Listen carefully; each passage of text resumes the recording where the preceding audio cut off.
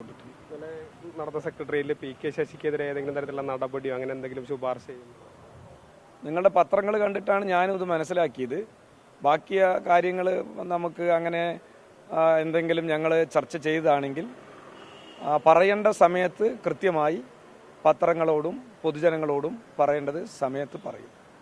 Release അത് ഇതിന് ശേഷം വ്യക്തമാക്കുന്ന അതാണ് ഞാൻ പറഞ്ഞത്. പത്രങ്ങളിലൂടെയാണ് നിങ്ങളെ ഈ പറയുന്ന ചാനലുകളിലും പത്രങ്ങളിലൂടെയാണ് ഇത്തരം കാര്യങ്ങൾ ഞാനും മനസ്സിലാക്കിയിട്ടുള്ളത്.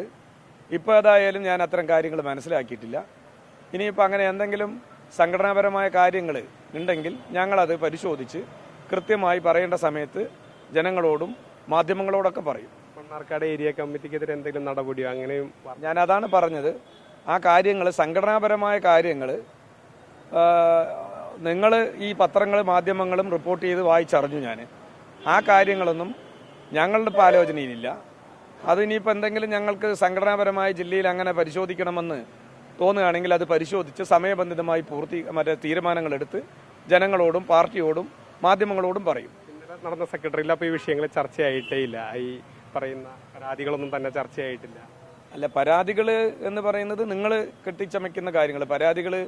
ഈ പരാതികൾ ചർച്ച ചെയ്തിട്ടുണ്ടോ എന്ന് ചോദിക്കണമെങ്കിൽ ആ പരാതികളായി ഞങ്ങൾ ചർച്ച ചെയ്തിട്ടുണ്ടെങ്കിൽ ഞങ്ങളത് പറയുമല്ലോ. പറയേണ്ട സമയത്ത് കൃത്യമായി പറയും. പറയേണ്ട സമയത്ത് പറയുന്നതാണ്. അപ്പോൾ ഇല്ലാന്ന് നിഷേധിക്കുന്നില്ല. അല്ല, അതാണ് ഞാൻ പറഞ്ഞത്. ഇന്നലെ പാർട്ടിയുടെ സമ്മേളനങ്ങൾ നല്ല നിലയ്ക്ക് ഞങ്ങൾ തീരുമാനിച്ചിട്ടുണ്ട്. ആ തീരുമാനങ്ങൾ നല്ല ശക്തമായി ആ സമ്മേളനങ്ങൾ വിജയിപ്പിക്കുന്നതിന് വേണ്ടി ഘടകങ്ങളോട് അഭ്യർത്ഥിച്ചിട്ടുണ്ട്. മാത്രമല്ല, ചിറ്റൂരിൽ വെച്ചിട്ട് ആദ്യമായിട്ടാണ് പാലക്കാട് ജില്ലാ സമ്മേളനം നടക്കാൻ പോകുന്നത്. അത് വമ്പിച്ച വിജയമാക്കാനാണ് ഇപ്പോൾ ആലോചന നടത്തിയിട്ടുള്ളത്. അത് കൃത്യമായി ഞങ്ങളിപ്പോൾ റിപ്പോർട്ട് ചെയ്തിട്ടുണ്ട്.